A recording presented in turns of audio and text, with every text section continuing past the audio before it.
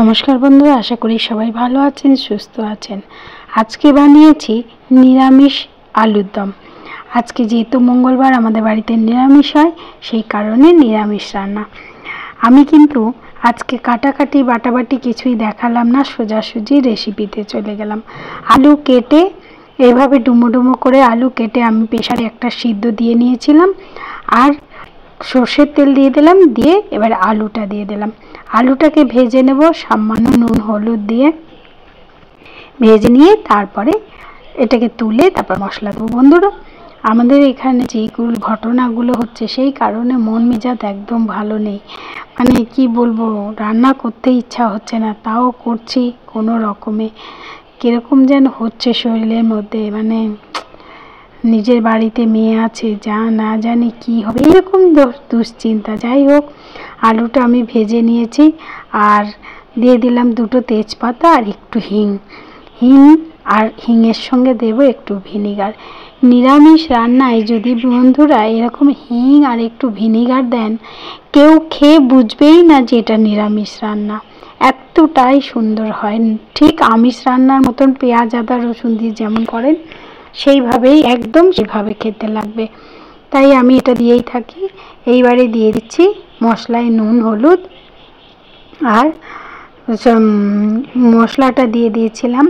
মশলাটা বেটেছিলাম আমি কিছুই না, টমেটো আর একটুখানি লঙ্কা, গুঁড়ো লঙ্কা দিয়ে দিয়েছিলাম, আর দিয়ে দিয়েছিলাম একটু আদা। ব্যাস, এইটার পেস্ট করেছিলাম, সেটাই এখন কষে নিচ্ছি। আর দিয়ে দিলাম একটু চিনি।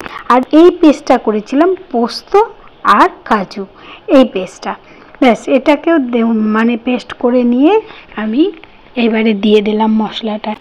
বন্ধুরা, আলু কাটাটা আপনাদের দেখালাম না, আর মশলা দিয়েছিলাম, একটাই দিয়েছিলাম টমেটো, লঙ্কা গুঁড়ো আর আদা বাটা।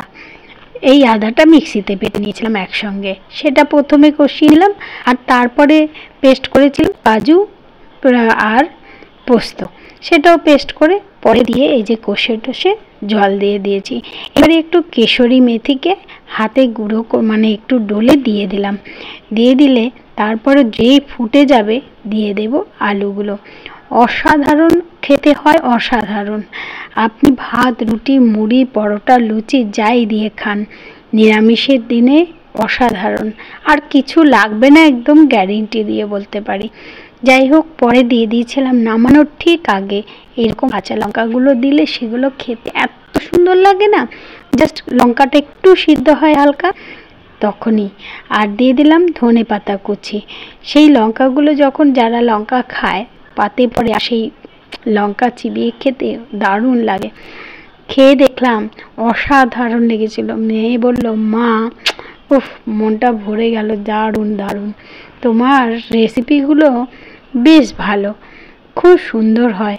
যাই হোক, মেয়ে তো তাই হয়তো মায়ের প্রশংসা করছে, তবু একবার বানিয়ে খেয়ে দেখতে পারেন, ভালো লাগবে।